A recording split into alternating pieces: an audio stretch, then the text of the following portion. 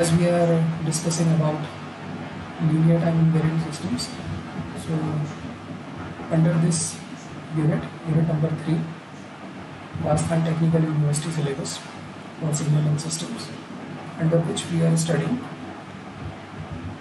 behavior of linear time invariant systems, and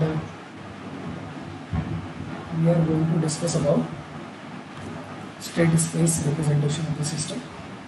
तो यहाँ पे यूनिट नंबर 3 में आप लोग देख सकते हो कि जो फर्स्ट पोर्शन है कि इम्पल्स रिस्पॉन्स क्या होता है, स्टेप रिस्पॉन्स क्या है, कन्वोल्यूशन क्या है, इनपुट आउटपुट बिहेवियर क्या है ना, डिफरेंट टाइप के इनपुट्स के लिए, और कैस्केड इंटरकनेक्शन बताया था आपको।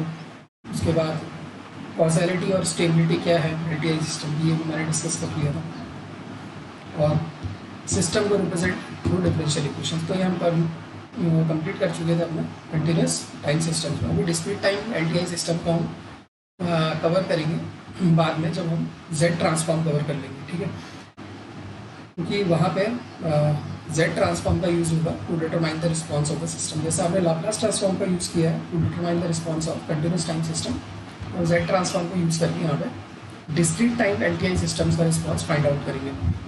ओके, तो system representation by state space, ये एक ऐसा टॉपिक है जिसमें हम multiple input and multiple output type के सिस्टम्स के रिस्पॉन्स को फाइंड आउट करने की कोशिश करेंगे।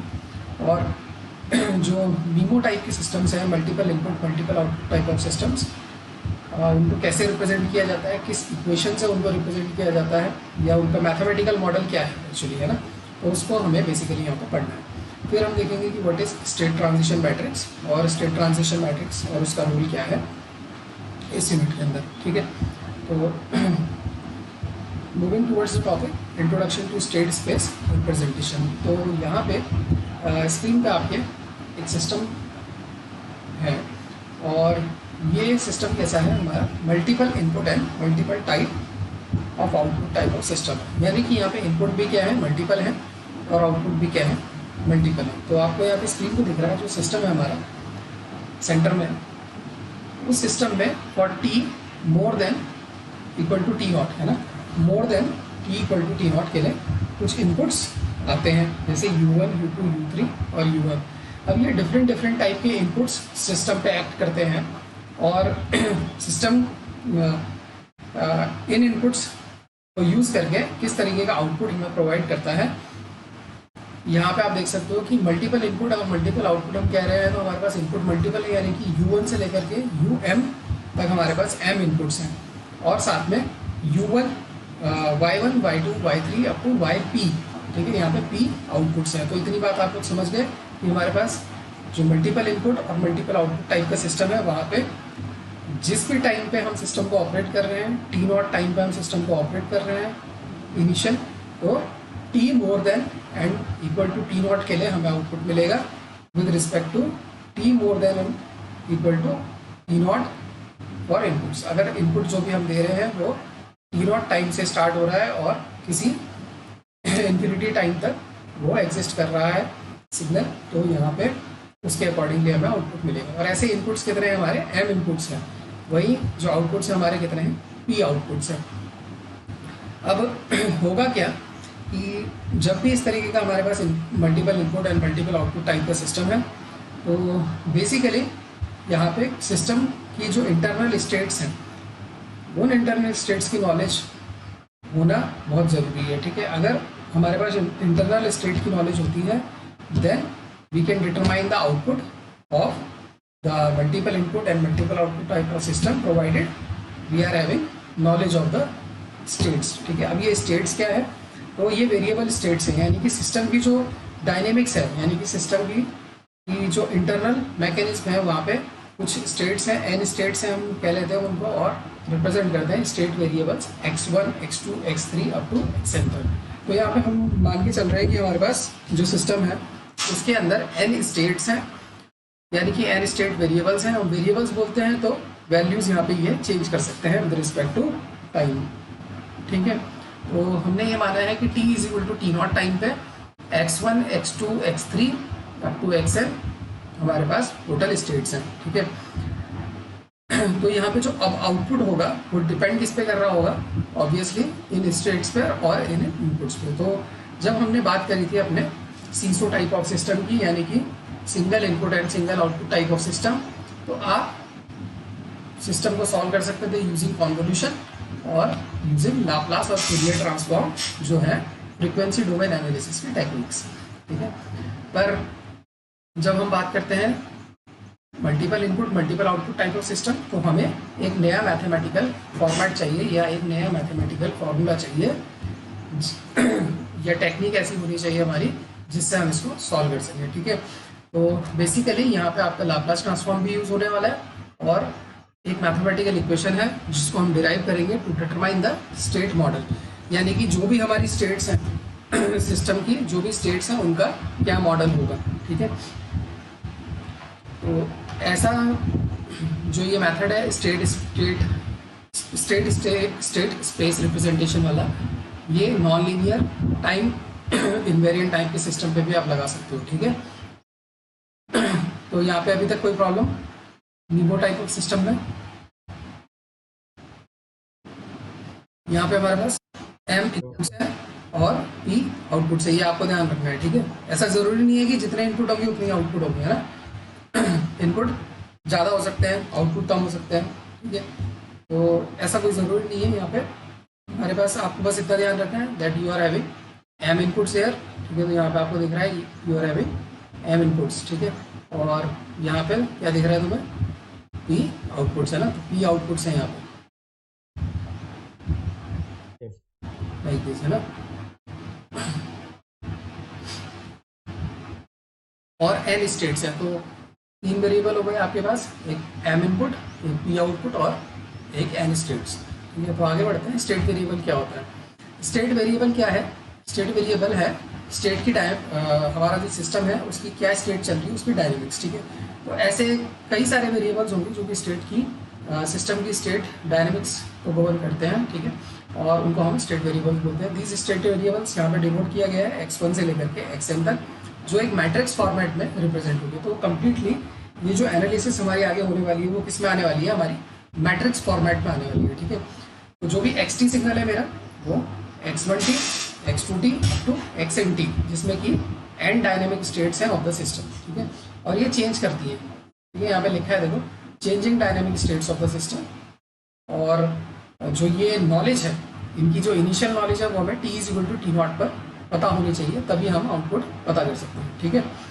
इसके बाद आती है बात हमारी इनपुट्स की। तो इनपुट मैंने बोला u से हम रिप्रेजेंट करेंगे। तो एक हो गया आपके पास सबसे पहले स्टेट वेक्टर, यहाँ पे आपको लिखा दिख रहा है स्टेट वेक्टर। तो स्टेट वेक्टर क्या है, x1 से लेके xn तक जितनी भी स्टेट वेरिएबल्स हैं उनकी मैट्रिक्स। फिर आपके पास आता है इनपुट वेक्टर। इनपुट वेक्टर क्या है, जितने भी आपके पास इनपुट है u1 u2 u3 u4 up to um, है ना, जिनकी नॉलेज है हमें फॉर t ग्रेटर देन और इज इक्वल टू 0 से, तो वो एक मैट्रिक्स बनाते हैं और उसको हम बोलते हैं स्टेट इनपुट वेक्टर। और जैसे हमारा ये x से हमने रिप्रेजेंट किया अपना स्टेट वेक्टर, ut से रिप्रेजेंट किया हमने इनपुट वेक्टर, वैसे ही जो आउटपुट आएंगे अब हमारे, ठीक है, यहाँ से u1 u2 u3 up to up, इसको भी हम मैट्रिक्स फॉर्मेट में रख लेंगे और हम उसको बोलेंगे आउटपुट वेक्टर, इस तरीके से, ठीक है। तो यहाँ पे आपको दिख रहा है एक वेक्टर है जिसमें p रोज हैं और सिंगल कॉलम है y1 y2 y3 up to ypt। तो जो भी आउटपुट आएगा वो किसके लिए आएगा, t greater than and equal to T not के लिए आएगा, ठीक है। Yes sir. तो बेसिकली स्टेट मॉडल क्या है ना। अब ये तो बात हो गई कि हमने देख लिया कि मीमो टाइप का सिस्टम है, और जो मीमो टाइप का सिस्टम है उसमें हमारे पास m इनपुट्स हैं, साथ में सिस्टम की n वेरिएबल स्टेट्स हैं और उसके अकॉर्डिंगली हमारे पास e आउटपुट्स हैं। तो जो ये सिस्टम है इसके अंदर जो स्टेट्स हैं n स्टेट्स, उनके लिए एक मॉडल होता है, उसको हम बोलते हैं स्टेट मॉडल, ठीक है। और ये स्टेट मॉडल किस लिए रिक्वायर्ड है, to determine the output of the system, ठीक है। तो यहाँ पे मैंने एक लाइन लिखी हुई है कि स्टेट मॉडल किस लिए चाहिए हमें, to determine the output of multiple input and multiple output type of systems. बात क्लियर हो गई? Yes sir. ओके, तो नेक्स्ट हम चलते हैं कि स्टेट स्पेस मॉडल क्या है।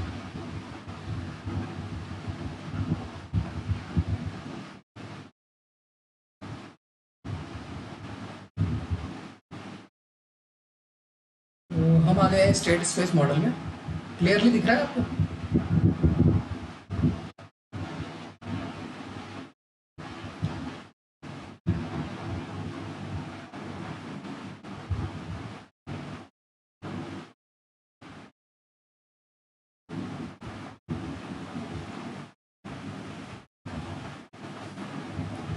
तो स्टेट वेक्टर जो रिप्रेजेंट करेगा करंट स्टेट को, यानी कि अगर आप इनिशियल स्टेट को मान रहे हो कि आपके टी नॉट पे आपकी वैल्यू आपको पता थी, यानी कि एक्स जीरो पे आपको वैल्यू पता है ना। तो किसी भी टाइम पे स्टेट कोई भी स्टेट, जैसे x1 टी की मैं बात करूं तो उसकी क्या वैल्यू होगी, ठीक है, वो बोलते हैं हम उसको करंट स्टेट। करंट स्टेट ये अगर मुझे का पता करना है तो मैं उसको बोल रहा हूँ यहाँ पे सिंपल x1 टी, ठीक है। अगर ये होगा x1 T is equal to, जो स्मॉल टी अंदर लिखा हुआ है वो हो जाएगा अगर इक्वल टू 0 के बराबर, तो तब आप कह सकते हो ये क्या है, इनिशियल स्टेट है, ठीक है। और हमें क्या चाहिए होता है, हमें चाहिए होता है कि जो ये स्टेट है उसकी करंट स्टेट क्या है उसकी नॉलेज हमें चाहिए होती है ना। तो मैंने बताया था कि आउटपुट ऑफ वाई टी, जो भी हमारा वाई टी है या आउटपुट वेक्टर है, उसको निकालने के लिए हमें दो चीज़ों की ज़रूरत है। एक तो है इनपुट वेक्टर और दूसरा है स्टेट वेक्टर और उसकी knowledge at T is equal to T naught. तो करंट स्टेट वेक्टर की नॉलेज हमें ज़रूरी है, ठीक है। तो इसको हम रिप्रेजेंट कर रहे हैं यहाँ पे एक्स टी से, और ये है हमारा vector x1 x2 to xn, ठीक है। अगर आप यहाँ पे t लगाओ या ना लगाओ तो इट इज़ अंडरस्टूड, ठीक है। तो आगे जितनी भी चीज़ें हम लिखेंगे दैट मीन्स कि उसमें t ऑटोमेटिकली इंक्लूडेड है, अगर कहीं छूट भी जाएगा तो, ठीक है। तो बेसिकली ये टाइम डोमेन में है अभी, ठीक है, आपको इतना समझ के चलना है बस। स्टेट इक्वेशन क्या है, सबसे पहली चीज़ आती है हमारे पास state equation describe the continuous rate of change of the state with respect to current state and input of the system। तो स्टेट इक्वेशन एक ऐसी इक्वेशन है जो बताएगी हमें कि किस रेट पे हमारी किसी भी सिस्टम की स्टेट चेंज हो रही है विद रिस्पेक्ट टू आपकी करंट स्टेट और इनपुट। तो यहाँ पे देख सकते हो कि जो ये ऊपर एक डेफिनेशन यहाँ पे डिस्क्राइब कर रही है किसको, स्टेट इक्वेशन को, तो हम कह देते हैं कि जो हमारी स्टेट इक्वेशन है वो क्या है, D by D T of x T, ठीक है। बात समझ में आई? Rate, continuous rate of change of state with respect to current state and input. तो इसका मतलब हो गया कि D by D T of x T किसका फंक्शन होगा, एक्स टी और यू टी का, सिंपल सी बात। तो ये हो गई हमारी स्टेट इक्वेशन। और ये स्टेट इक्वेशन क्या बता रही है, हमें बता रही है कि डिफाइन कर रही है बिहेवियर ऑफ एनी स्टेट। जो हमारा सिस्टम है it has some states, x n तक की स्टेट्स हैं, और अगर हमें करंट स्टेट की नॉलेज चाहिए तो हमें पता करना पड़ेगा कि कितने किस रेट से हमारी स्टेट चेंज हो रही है, किस what is the rate of change of state with respect to initial state या current state and the input, ठीक है। तो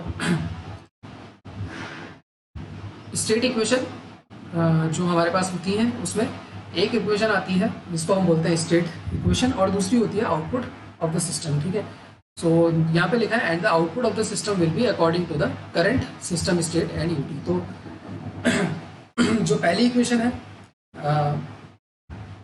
यहाँ पे d by D T of x t वो भी function of x t u t है, और जो दूसरी हमारे पास आउटपुट जो भी आएगा सिस्टम का वो भी क्या होगा, function of x t u T होगा। वो तो मैं आपको पहले ही बता चुका हूँ कि मल्टीपल इनपुट टाइप का सिस्टम अगर हमारे पास है उसका output y t vector define करने के लिए हमें क्या चाहिए, दो चीज़ें, एक होगी स्टेट्स और दूसरी होगी आउटपुट, ठीक है।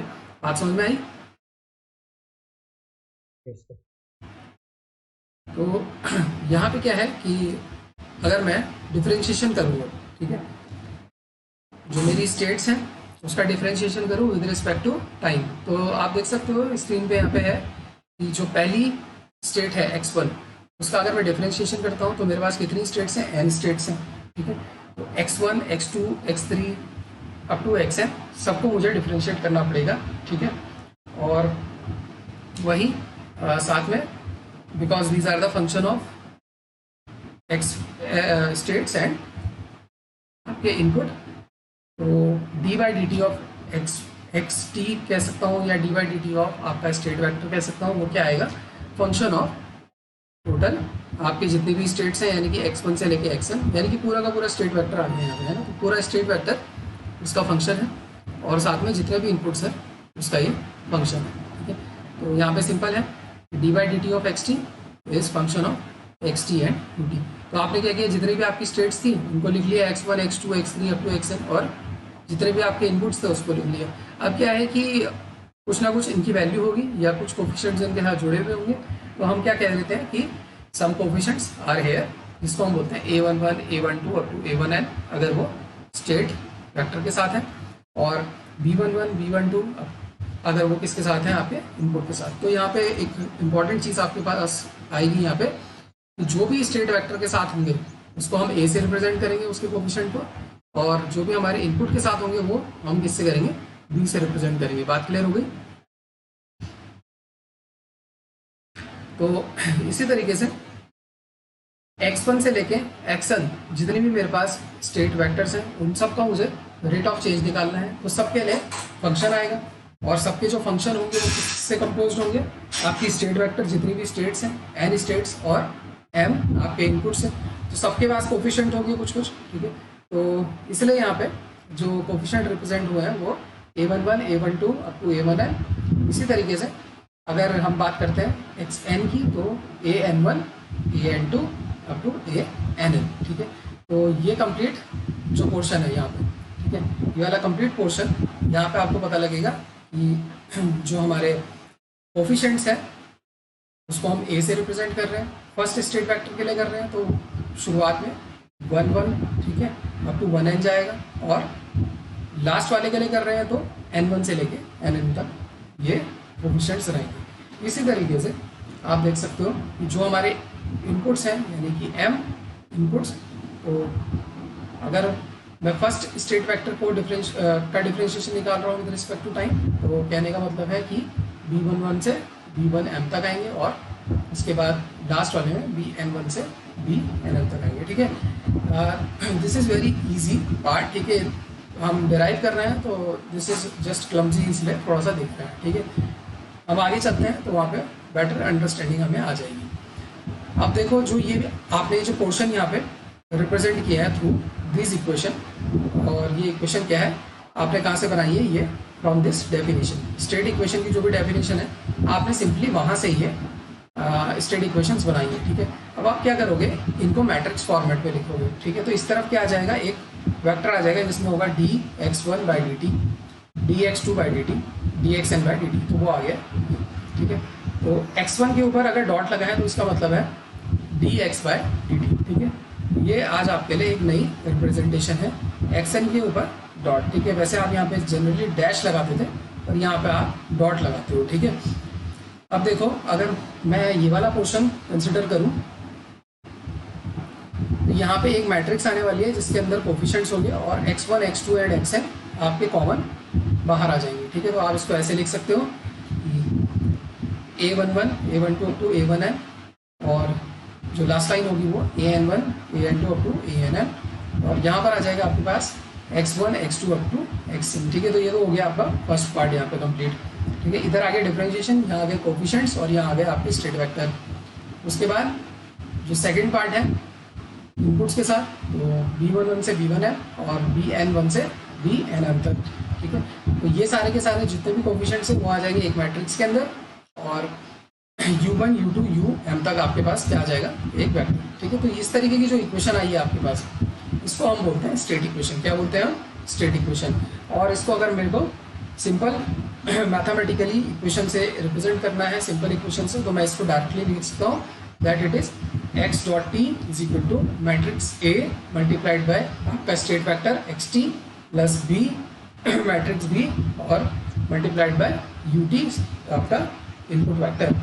तो इन सिंपल मैथमेटिक्स उसको ऐसे रिप्रेजेंट करेंगे, x dot is equal to A x plus B you. तो मैंने अभी थोड़ी देर पहले बताया था कि अगर हम कहीं पर टाइम नहीं भी लिख रहे हैं तो दैट मीन्स कि उसमें टाइम डोमेन में ही है, उसको रिप्रेजेंट कर रहे हैं। बात क्लियर हो गई?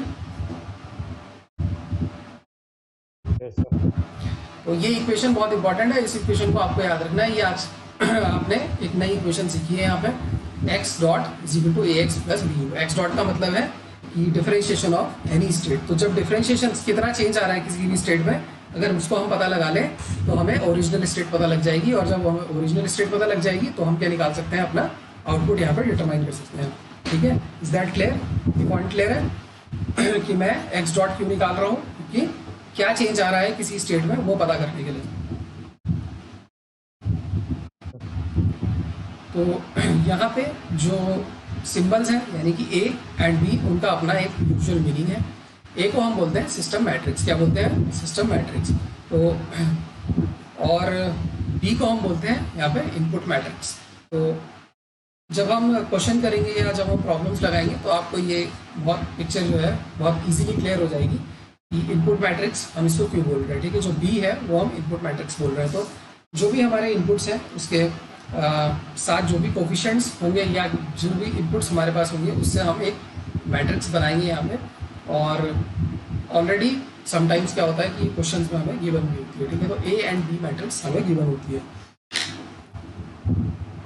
तो ये हो गया हमारा यहाँ पे स्टेट मॉडल के अंदर जो हमने अभी देखा है x dot is equal to A x plus B two, this is called as state equation. तो स्टेट इक्वेशन के बाद जो दूसरी इक्वेशन मेरे पास आएगी वो होगी मेरी आउटपुट इक्वेशन। ठीक है, क्या होगी?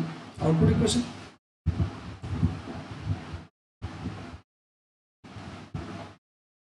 तो यहाँ पे मैं उसको ऐसे देख लेता हूँ कि दिख रहा है ना आपको कि जो आउटपुट है मेरा है ना वाई टी। अब हम शुरुआत से पढ़ रहे हैं कि मीमो टाइप का सिस्टम है। आउटपुट वाई टी जो होगा वो फंक्शन होगा किसका? X T and u T का। तो अगर एक्स टी और यू टी का फंक्शन होगा वो, तो उसको भी मैं सिंपल उसी तरीके से रिप्रेजेंट कर सकता हूँ लाइक जैसे मैंने अभी स्टेट इक्वेशन को रिप्रेजेंट किया था। तो कुछ नहीं करना है, y one is equal to C one one x one plus up to C one n x n. ठीक है, इस तरीके से मैंने इसको रिप्रेजेंट किया है। और अगर दूसरा ये किस पे डिपेंड करेगा? आउटपुट इनपुट्स पे। तो u1 से लेके um तक इनपुट। तो सिंपल है, आपके जो आउटपुट्स होंगे वो p आउटपुट्स आपने माने थे। तो एक तरफ आपके पास p आउटपुट्स के साथ एक वेक्टर आ जाएगा, साथ में इधर एक मैट्रिक्स आ जाएगी जिसको हम सी मैट्रिक्स बोलते हैं। इधर आ जाएगा आपका स्टेट वेक्टर, प्लस इधर आ जाएगा आपके पास एक मैट्रिक्स डी मैट्रिक्स, और इधर आ जाएगा आपके पास आपका इनपुट वेक्टर। ठीक है, तो यहाँ पे आउटपुट इक्वेशन में, ठीक है, तो आउटपुट इक्वेशन कौन सी है? y is equal to C x plus D. अब इस इक्वेशन में c और d का कुछ मतलब है। c का मतलब है यहाँ पे आउटपुट मैट्रिक्स, यानी कि जो डिफाइन करेगी कि what is the relation between system state and output. तो आपको यहाँ पे दिख रहा होगा कि अगर इन केस d की वैल्यू 0 हो जाती है तो ये पार्ट 0 हो जाएगा, और c क्या बताएगी आपका कि आउटपुट yt और xt यानी कि स्टेट वेरिएबल और आउटपुट के बीच में क्या रिलेशन है वो आपको कौन दर्शाएगा? C matrix. तो इसलिए हम बोल रहे हैं इसको output matrix, define relation between system state and system output. इसी तरीके से जो डी मैट्रिक्स है उसको हम बोलते हैं फीड फॉरवर्ड मैट्रिक्स और ट्रांजिशन मैट्रिक्स। तो ये बताती है कि it allows input to affect output directly. तो ये बताती है कि अगर इन केस हमारे पास स्टेट्स आर 0, ठीक है, कोई भी स्टेट हमारे पास यहाँ पे नहीं है, तो सी मैट्रिक्स अगर 0 हो जाती है तो कोई भी स्टेट नहीं है, तो how the input is directly related to the output. ठीक है, तो वो कौन बता रहा है हमें? T matrix. इसको हम बोल रहे हैं डायरेक्ट ट्रांजिशन मैट्रिक्स और फीड फॉरवर्ड मैट्रिक्स। बात क्लियर हो गई? तो दो इक्वेशन आ गई हमारे पास। Number one equation X dot is equal to A x plus B U, है ना, X dot is equal to A x plus B U. और सेकेंड इक्वेशन क्या हो गई हमारे पास?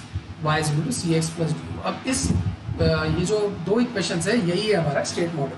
तो स्टेट मॉडल जो भी होता है हमारा किसी भी सिस्टम के लिए, मीमो टाइप ऑफ सिस्टम के लिए, उसके अंदर हमारे पास दो इक्वेशंस होती हैं। एक होती है स्टेट इक्वेशन और दूसरी होती है आउटपुट इक्वेशन। तो state equation X dot is equal to A x plus B U और Y is equal to C x plus D U. इन दोनों इक्वेशन को यूज करके हम बनाते हैं यहाँ पे representation of our state model. तो स्टेट मॉडल की जो ये रिप्रेजेंटेशन है, this is a simple representation, है ना। और इसको आप ऐसे देख सकते हो कि यहाँ पे आप देख रहे हो कि सबसे पहले हम देख लेते हैं जो हमारी क्या है स्टेट इक्वेशन। ठीक है, तो स्टेट इक्वेशन क्या बोलती है? X dot is equal to A x plus B you. तो अगर आपको यहाँ पे दिख रहा है ये वाला वेरिएबल, जहाँ जहाँ पे मैं पॉइंट कर रहा हूँ वो आपको दिख रहा है ना,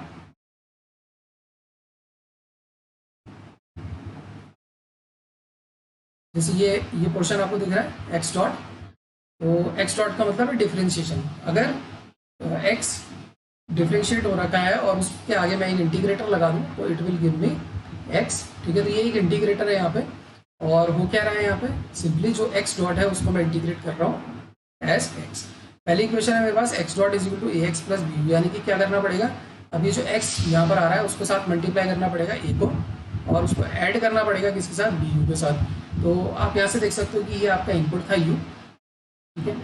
देन आपके पास यहाँ पे जो आउटपुट है, सॉरी यहाँ पे जो इनपुट है u, उसको आप मल्टीप्लाई करोगे b के साथ और उसको ऐड कर दोगे आप इसके साथ a मल्टीप्लाइड बाय x के साथ, तो आपको मिल जाएगा यहाँ पे x डॉट। तो जो x डॉट है इट इज़ एक्चुअली वो यहाँ से आ रहा है, ठीक है। x ये रहा, उसको जो हमने मल्टीप्लाई किया किसके साथ, a के साथ, और हमने उसको ऐड कर दिया bu के साथ, तो वो हमें मिल गया x डॉट। तो ये आपका फर्स्ट पोर्शन कंप्लीट हो गया है यहाँ पे, x dot is equal to A x plus B u, ठीक है। सेकेंड पोर्शन क्या है आपका, y is equal to C x plus D u. तो x तो ये है, अगर इसको हम x को डायरेक्टली मल्टीप्लाई करते हैं c के साथ और ऐड करते हैं किसके साथ, d मल्टीप्लाइड बाई u, तो u आपका ये है, यहाँ से हमने u को पकड़ा, d के साथ इसको मल्टीप्लाई किया एंड इसको ऐड किया, तो ये बन गया हमारा y। तो ये जो रिप्रेजेंटेशन है आपकी स्क्रीन पे, ये है representation of the state model using block diagram, ठीक है। क्या है ये, representation of state model using block diagram, ठीक है। तो in this way we have covered कि हमारा स्टेट मॉडल क्या है, ठीक है। Multiple input multiple output type का सिस्टम है, उसको हम कैसे एनालाइज करते हैं, उसको हम एनालाइज करते हैं यूजिंग टू इक्वेशंस। दो इक्वेशंस हमें चाहिए होती हैं उसको एनालाइज करने के लिए। पहली इक्वेशन होती है स्टेट इक्वेशन। स्टेट इक्वेशन क्या बताती है कि कौन सी स्टेट, कोई भी स्टेट जो है हमारे सिस्टम में, जैसे x1 से लेकर xn तक जितनी भी स्टेट्स हैं हमारे पास, वो किस रेट पे चेंज हो रही है, ठीक है। तो we are basically focused to determine the rate of change of state. तो rate of change of state आपको दिख रहा है यहाँ पे एक्स डॉट से। इस एक्स डॉट को पता करने के लिए हमने किया A x plus B U. A x plus B U करेंगे तो हमारे पास आ जाएगा X dot, and after getting X dot, तो वहाँ उसके बाद हमारे पास क्या आया है, वाई, ठीक है। तो वाई क्या है, आउटपुट जो है सी एक्स प्लस डी यू, ठीक है। तो कोई डाउट,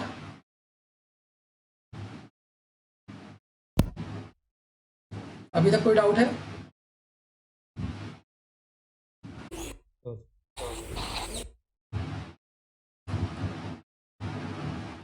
तो ये हमारा सिस्टम था, ठीक है, न्यूमो टाइप ऑफ सिस्टम, जिसमें इनपुट्स थे m इनपुट्स, आउटपुट्स थे p आउटपुट्स, और स्टेट्स थी n स्टेट्स, ठीक है। इस सिस्टम के लिए ही हमने वो मॉडल बनाया है, और मॉडल क्या पता लगाएगा, आउटपुट, ठीक है। तो जब हमने मॉडल बनाया तो मॉडल बनाते समय हमें पता लगा कि we are getting two equations, और टू इक्वेशंस हमें कैसे मिलती है उसकी डेफिनेशन ये लिखी हुई है, ठीक है। जो भी स्टेट इक्वेशन है यहाँ पे वो बताएगी कि स्टेट किस रेट के हिसाब से चेंज हो रही है, what is the rate of change of state with respect to आपका करंट स्टेट एंड इनपुट। और आउटपुट इक्वेशन आपको बताएगी कि what will be the output as per the हमारी करंट स्टेट जो भी है उसके हिसाब से, और यूटी यानी कि इनपुट वेक्टर के हिसाब से। तो यहाँ से हमने डेराइव करना शुरू किया अपनी दो इक्वेशंस को। पहली इक्वेशन हमें मिली स्टेट इक्वेशन, तो ए को हम बोलते हैं सिस्टम मैट्रिक्स, बी को हम बोलते हैं इनपुट मैट्रिक्स, है ना। तो यहाँ पे देख भी सकते हो आप कि बी किसके साथ आपकी लिंक्ड हो रखी है, इनपुट वेक्टर के साथ हो रखी है ना। तो आप सिंपली इसको यहीं से पता लगा सकते हो कि ये क्या है, इनपुट मैट्रिक्स है। ए किसके साथ है, एक्स के साथ है हाउएवर, और यहाँ पे ए क्या है आपकी सिस्टम मैट्रिक्स है। सिस्टम मैट्रिक्स इसलिए क्योंकि ये सिस्टम के स्टेट के साथ लिंक्ड है ना, तो सिस्टम मैट्रिक्स हो गई। उसके बाद जब आपने आउटपुट इक्वेशन यहाँ पे डिटरमाइन करी, तो आउटपुट इक्वेशन डिटरमाइन हमने करी, तो उसके लिए आपने सेम आउटपुट इक्वेशन यानी कि y t is the function of h t and u t, वहाँ से आपने इसको निकाला, और आपके पास कुछ ऐसी इक्वेशन आई that Y is equal to C x plus D U. C हो गया हमारा आउटपुट मैट्रिक्स, ठीक है। और आउटपुट मैट्रिक्स इसलिए हुई है क्योंकि ये डायरेक्टली आउटपुट और स्टेट ऑफ द सिस्टम के साथ रिलेट कर रही है इफ हमारी डी मैट्रिक्स इज जीरो, ठीक है। अगर हमारी सी मैट्रिक्स जीरो है तो वी आर गेटिंग डी, और डी क्या बताती है हमारी, डी है हमारी फीड फॉरवर्ड और ट्रांजिशन मैट्रिक्स, ठीक है, जो बताती है कि how the output is related to the input, ठीक है। तो इसमें दो चीज़ें हो गई आउटपुट इक्वेशन में, how output related to state वो बताएगी सी मैट्रिक्स जिसको हम बोलते हैं आउटपुट मैट्रिक्स, ठीक है, और how output is related to the input वो बताएगी हमारी डी मैट्रिक्स जिसको हम बोलते हैं फीड मैट्रिक्स या ट्रांजिशन मैट्रिक्स, ठीक है। और साथ में हमने इस डायग्राम को कैसे कंस्ट्रक्ट करते हैं इसको देख लिया, ठीक है। तो ये है हमारा block diagram for state space representation, ठीक है। टॉपिक क्लियर है?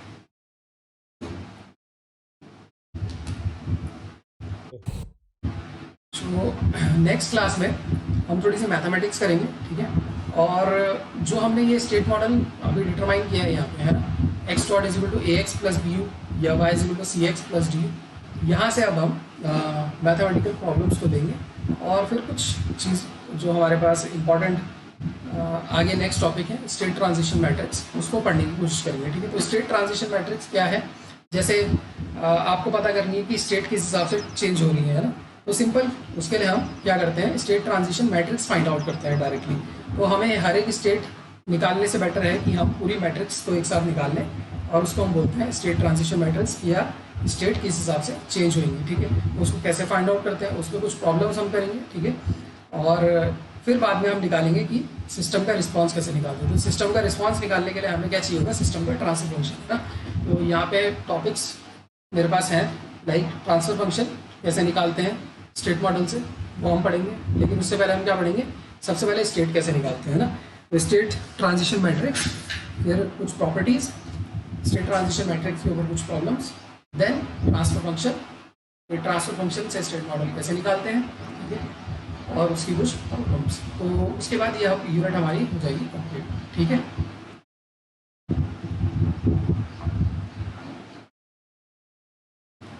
ये नोट्स आपको मिल जाएंगे, ठीक है, इनको एक बार देख लेना, समझ लेना, किसी को डाउट है तो वो बता देना।